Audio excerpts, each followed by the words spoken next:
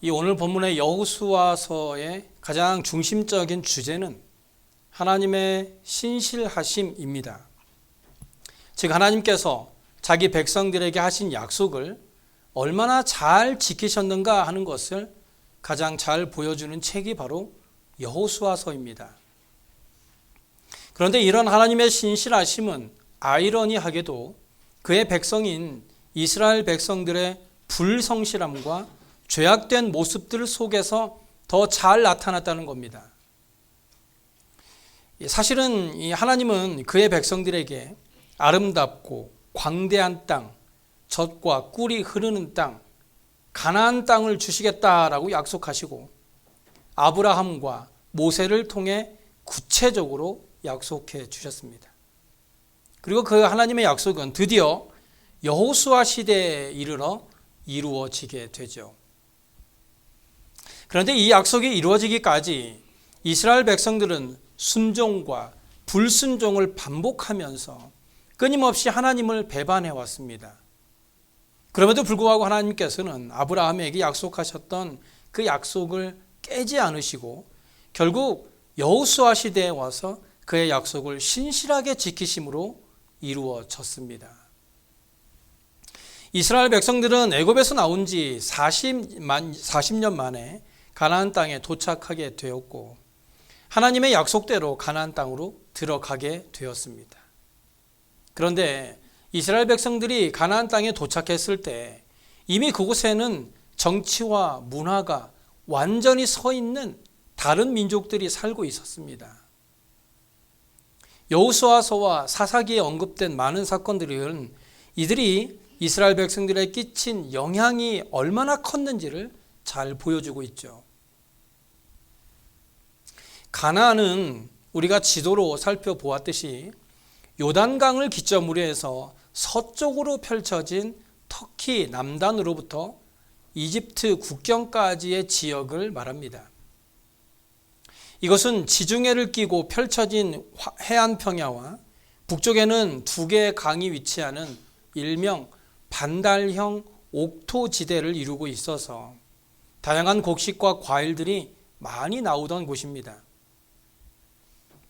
민수기 13장 23절에 보시면 거기서 포도송이가 달린 가지를 베어 둘이 막대기에 꿰어 메고 왔다라는 기록에서 이 가나안 땅이 얼마나 비옥했는지를 우리는 알 수 있죠. 그런데 이스라엘 백성들이 이 가나안에 진입할 당시의 가나안 사람들은 매우 발전된 문화를 이미 이룩하고 있던 때입니다. 그들은 독자적인 언어인 설형 문자와 애굽의 상형 문자를 사용하고 있었는데 이들의 언어는 지중해 근처에 접해 있던 여러 나라들의 언어의 기초가 되었습니다. 그리고 그들이 이룩한 독자적인 건축물과 그림 그리고 벽화들이 이 고고학자들에 의해서 발견되고 있는가 하면 음악적으로도 뛰어났다고 하는 벽화들이 자료들로 발견되고 있습니다. 그렇기 때문에 광야에서 40년 동안이나 이 문화적으로 아주 무미건조한 생활을 하던 이스라엘 백성들이 그런 가나안 땅에 들어갔을 때 이 가나안 사람들의 현란한 문화 생활에 쉽게 빠져들 수밖에 없었던 거예요. 건물 하나 없는 광야에서 천막을 치며 40년이라는 시간을 지냈던 이스라엘 사람들 앞에 화려한 도시적인 삶은 분명 그들의 마음을 흔들기에 충분했을 겁니다. 그런데 문제는요, 당시 가나안 사람들의 이런 문화적인 배경에 이방신을 섬기는 종교의식이 그 바탕을 이루고 있었다는 겁니다. 그들은 우상신을 중심으로 발전했고 그들의 발전은 결국 우상신들의 은총 덕분이라고 생각했기 때문에 가나안 도시 안에서는 온갖 우상신들이 이미 자리를 잡고 있었고 사람들은 각자가 섬기는 신이 따로 있을 정도로 우상신이 너무 많았습니다. 그래서 하나님만을 섬기던 이 이스라엘 백성들이 가나안의 발전된 문화를 수용하는 데 있어서 우상을 섬기게 될 것을 염려하신 하나님께서 이스라엘 백성들로 하여금 가나안 안에 거주하고 있던 모든 백성들을 진멸하여 이방 문화와 우상에 오염되지 않도록 하신 것입니다. 그렇게 이스라엘 백성들은 가나안 땅에 들어오게 되었습니다. 그리고 약 20여 년에 걸쳐서 가나안의 거의 모든 땅이 이스라엘의 지배하에 놓이게 되었을 때 그동안 모세를 대신하여 이스라엘 백성들을 이끌었던 여호수아는 어느덧 인생의 황혼기를 맞아 죽음을 눈앞에 두게 되었습니다. 그래서 그는 백성의 지도자들을 다 불러 모아놓고 마지막 설교를 하는데 그 설교가 바로 유언설교입니다. 그 유언설교가 바로 오늘 본문의 말씀입니다. 죽음을 앞둔 사람의 마지막 유언은 그동안 자신이 살아오면서 아주 뼈저리게 체험한 것을 거짓도 없고 군더더기도 없이 꼭 하고 싶은 말만 하게 되어 있습니다. 그래서 죽음을 앞둔 여호수아는 이스라엘 지도자들 앞에 세 가지를 말하는데요. 첫째는 본문 6절에 모세의 율법책에 기록된 것을 다 지켜 행하라 라고 첫 번째 말하고, 두 번째는 7절에 우상을 버리라 라고 말한 후에 이제 마지막으로 8절에 오직 너희의 하나님 여호와께 가까이 하라고 말하고 있습니다. 이스라엘 백성들이 애굽에서 나와서 광야 40년을 지나 가나안 땅에서의 생활을 보니 하나님의 말씀에 순종하는 것이 첫 번째고, 가나안 땅 곳곳이 우상 숭배로 부패해져 있는 것을 보았기 때문에 우상 숭배를 멀리하라고 말하고, 이제 마지막으로 믿음의 사람들이 이 세상을 힘있게 살아갈 수 있는 비결이 하나님과 가까이 하는 것에 있음을 깨달았기에 하나님과 가까이 하라라고 말하고 있습니다. 어느 마을에 아버지와 딸이 살고 있었습니다. 어느 날 한 청년이 그 딸을 너무나 사모하게 되어 편지로 딸에게 구혼을 해왔습니다. 나와 결혼해 주세요. 그런데 이 처녀의 아버지는 내가 며칠 뒤에 확답을 주겠다라고 말하고는 그 청년을 만나주지도 않았습니다. 그리고 며칠 뒤 약속한 날짜가 되어 아버지는 그 청년에게 당신은 안 되겠네, 거부의 뜻을 전했습니다. 그 청년은 화가 나서 처녀의 아버지를 만나 이렇게 따졌습니다. 아니 도대체 당사자인 나를 만나지도 않고 무엇 때문에 안 된다는 겁니까? 난 며칠 동안 자네의 친구들을 만나보았네.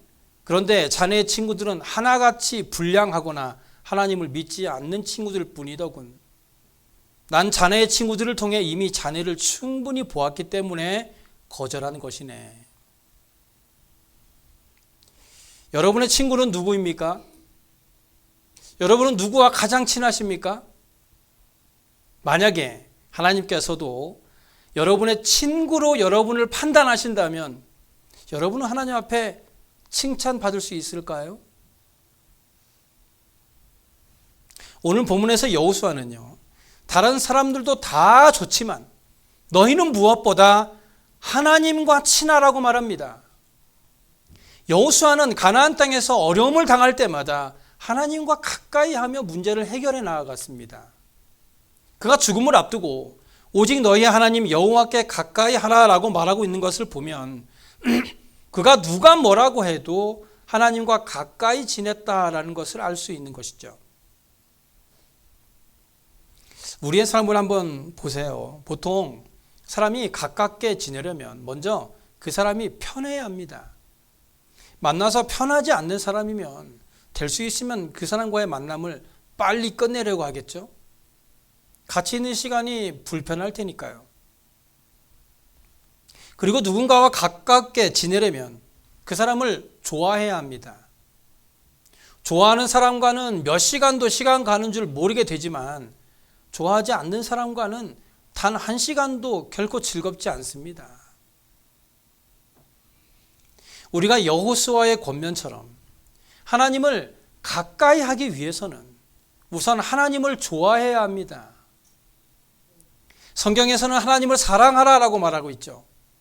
신명기 6장 5절을 보시면 너는 마음을 다하고 뜻을 다하고 힘을 다하여 내 하나님 여호와를 사랑하라고 말씀하고 있는 것처럼 우리의 신앙생활은 하나님을 사랑하는 것이 첫 번째입니다. 가장 먼저 하나님을 사랑해야 돼요. 하나님을 사랑하지도 않는데 하나님을 예배해야 하고, 하나님을 사랑하지도 않는데 하나님을 찬양해야 하고, 헌금을 하고 봉사를 하려니까 이 주일날이 즐겁지 않은 거예요. 하나님을 좋아하지 않으니까 예배 시간이 지겹게만 하고 성경 공부 시간이 어렵게만 한 거예요. 우리가 신앙생활에 대해서 착각하는 것 중에 하나는 내가 하나님께 무엇인가를 드려야만 하나님께서 나를 기뻐하시고 나에게 축복을 주실 것이라는 믿음입니다. 기브 앤 테이크죠. 나도 하나님께 뭔가를 드려야 하나님이 나에게 복을 준다는 거예요. 우리가 신앙생활을 하는 이유가 내가 하는 일이 잘 되고 내가 건강하고 결국 내가 복 받으려고 하는 겁니다. 그런데 정작 하나님은요, 우리에게 그런 것들을 원하지 않으세요. 하나님은 우리가 하나님을 사랑하기를 원하십니다. 겉으로만 하나님을 사랑하는 것이 아니라 마음을 다하고 뜻을 다하고 힘을 다하여 하나님을 사랑할 때 우리가 이 땅에서 누리는 복은 그저 덤으로 오는 것이지 그 복이 하나님을 사랑하는 것의 목적이 되어서는 안 된다는 겁니다. 다윗이 어떻게 하나님의 마음에 맞는 사람이 되었나요? 다윗이 금은보화를 가지고 하나님의 성전을 멋지게 지으려고 했기 때문일까요? 아니면 전쟁에 나가서 여호와의 이름으로 골리앗을 물리쳤기 때문입니까? 아니면 우리아의 아내를 범한 후에 자기의 죄를 침상에 다 젖도록 회개의 눈물을 흘렸기 때문입니까? 당시 사울 왕이 전쟁을 앞두고 있었을 때 그의 마음에 교만한 마음이 들어왔습니다. 그래서 제사장만 할 수 있었던 제사를 이 사울이 직접 하게 됩니다. 그때 하나님께서 사무엘에게 내가 이미 사울을 버려 이스라엘의 왕이 되지 못하게 하였다고 말씀합니다. 그래서 당시 다윗에 대해서요, 사도행전 13장 22절에 내가 이새의 아들 다윗을 만나니 내 마음에 맞는 사람이라고 말씀했어요. 다윗은 하나님의 마음에 맞는 사람이었던 거예요. 다윗이 왕이 되기 전, 그가 양을 치던 목동으로 있었을 때 그는 이미 하나님의 마음에 맞는 삶을 살고 있었던 겁니다. 다윗이 하나님을 얼마나 사랑했었는가라는 것은 그가 목동으로 있었을 때 지은 시를 보면 알 수 있죠. 시편 42편에 보시면 하나님이여 사슴이 시냇물을 찾기에 갈급함 같이 내 영혼이 주를 찾기에 갈급하니이다. 내 영혼이 하나님 곧 살아계시는 하나님을 갈망하오니 내가 어느 때에 나아가서 하나님의 얼굴을 배울까. 하나님에 대한 사랑이 절절히 묻어나지 않습니까? 또 시편 19편에 보면요, 나의 반석이시요 나의 구속자이신 여호와여 내 입의 말과 마음의 묵상이 주님 앞에 연락되기를 원하나이다. 다윗이 얼마나 하나님을 사랑했는지를 우리는 시편을 통해 너무 많이 보고 있어요. 심지어 다윗은요, 궁전에서 첫날을 사는 것보다 하나님의 성전의 문지기가 되는 것이 더 낫겠다고 고백할 정도였습니다. 하나님을 가까이 하기 위해 필요한 것은 하나님을 좋아하고 하나님을 사랑하는 것입니다. 좋아하는 것에는 이유가 없어요. 그냥 좋은 겁니다. 그 사람이 왜 좋으세요? 그냥 좋은 거예요. 우리가 누군가를 좋아할 때 그 사람은 부자라서 좋아요. 그 사람은 키가 커서 좋아요.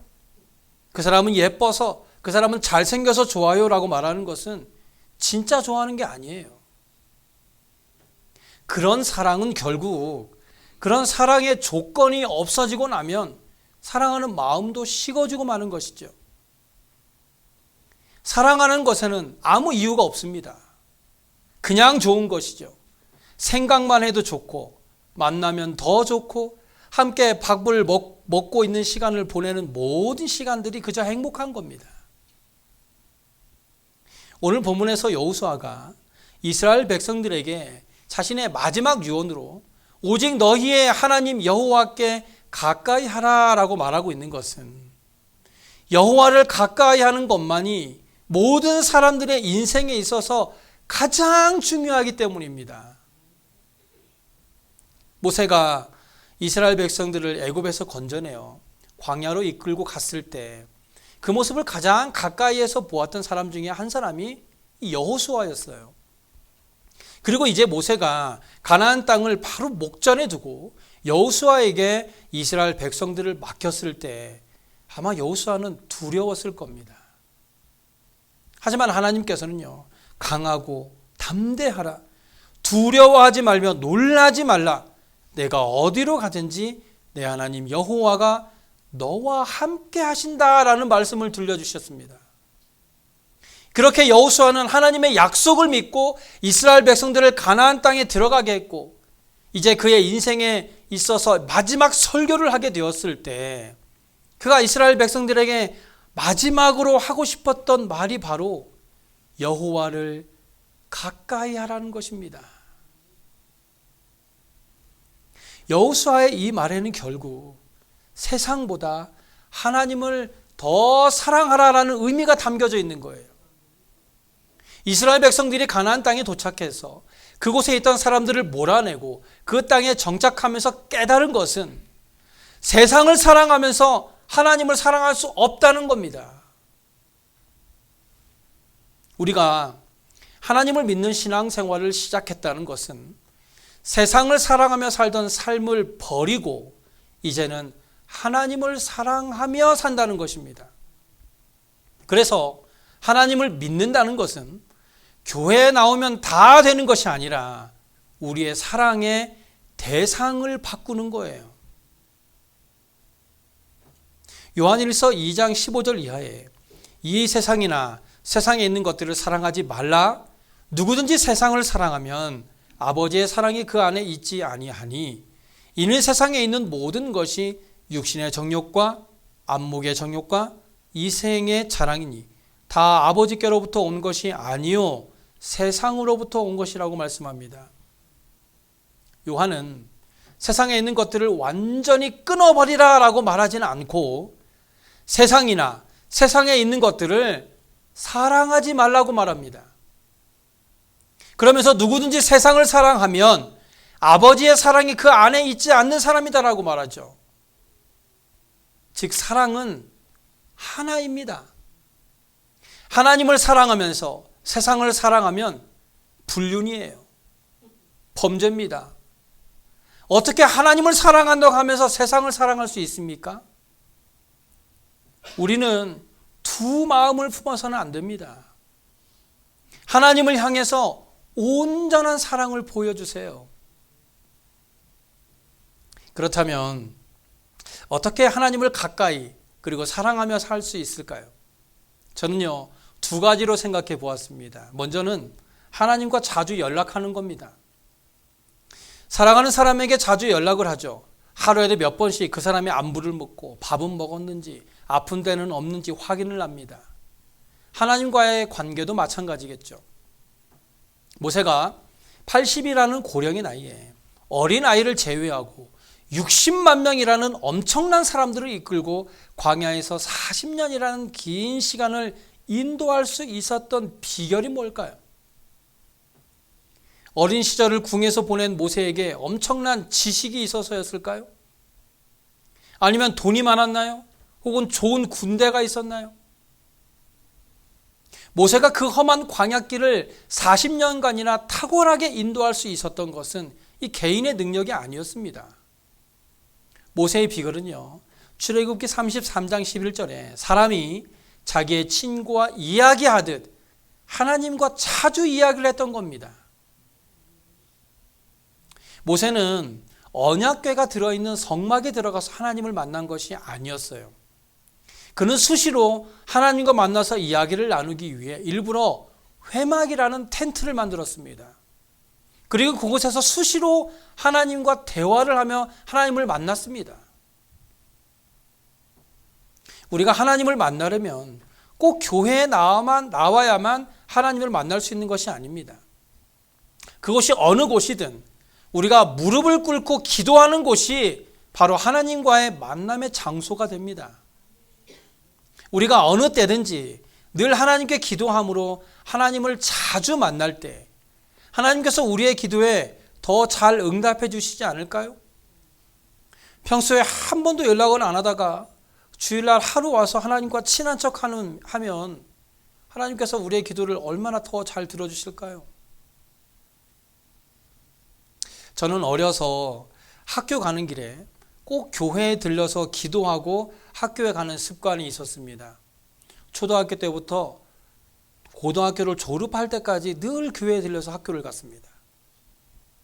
아마 그때의 기도가 지금까지 저에게 큰 힘이 되고 있는 줄로 저는 믿습니다. 그래서 사도 바울도요, 쉬지 말고 기도하라고까지 말씀한 것입니다. 기도가 하나님을 가까이 할 수 있는 가장 좋은 방법이니까요. 여호수아가 믿음의 선배인 모세를 통해 배운 이 삶의 비결은 하나님과 친구처럼 이야기하는 것이었습니다. 그래서 그는 모세도 그랬던 것처럼 이제는 너희들도 하나님과 자주 연락하며 가까이 지내는 것이 행복한 인생을 사는 삶의 비결이라고 말씀하고 있는 것입니다. 두 번째로 하나님을 가까이 하며 사랑할 수 있는 방법은 말씀을 읽는 겁니다. 요즘 이혼하는 젊은 부부들의 가장 큰 이유는 대화가 부족해서라고 합니다. 서로 대화를 잘 하지 않기 때문에 서로의 마음을 이해하지 못하고 오히려 오해를 하는 경우가 생기게 되어 작은 문제가 큰 문제가 되어 이혼을 한다는 것이죠. 우리가 하나님의 마음을 알 수 있는 방법은 성경 안에 있습니다. 성경을 읽는 거예요. 하나님은 성경을 통해서 자신의 모든 뜻을 나타내 보이셨습니다. 그런데 우리가 그러한 하나님의 말씀을 읽지도 않으면서 하나님의 뜻대로 살기를 원한다면 그것이야말로 하나님과 이혼할 수밖에 없는 상황을 만드는 겁니다.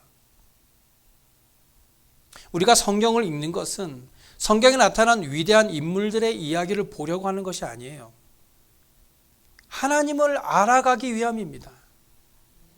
아브라함이나 모세 혹은 여호수아가 대단한 것이 아니라 도대체 그들이 믿는 하나님이 얼마나 대단하시기에 그들이 그런 행동을 할 수 있었을까?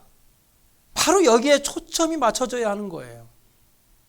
왜냐하면 그들이 믿었던 하나님이라면 지금 나에게도 동일한 하나님이기 때문이죠.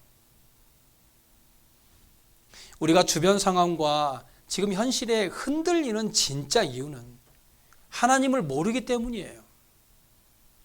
마치 지금의 외부 상황들이 내 인생을 결정할 것 같고 내 인생의 주인처럼 느껴지는 것은 하나님의 뜻을 모르기 때문입니다. 그렇기 때문에 우리가 하나님을 제대로 알아야 우리의 지금의 상황을 이길 수 있는 시야, 힘을 가질 수 있는 것입니다. 결국 성경을 읽으면 내 삶의 방향이 바뀌게 됩니다. 지금까지 내 생각과 지식에만 의존하며 살아왔다면 이제는 성경에서 말씀하고 있는 하나님의 뜻을 깨닫고 나면 내가 어떤 방향으로 나아가야 할지를 깨달을 수 있는 것입니다. 베드로전서 1장 23절 이하에 너희가 거듭난 것은 썩어질 씨로 된 것이 아니요 썩지 아니할 씨로 된 것이니 살아있고 항상 있는 하나님의 말씀으로 되었느니라. 그러므로 모든 육체는 풀과 같고 그 모든 영광은 풀의 꽃과 같으니 풀은 마르고 꽃은 떨어지되 오직 주의 말씀은 세세토록 있도다. 할렐루야.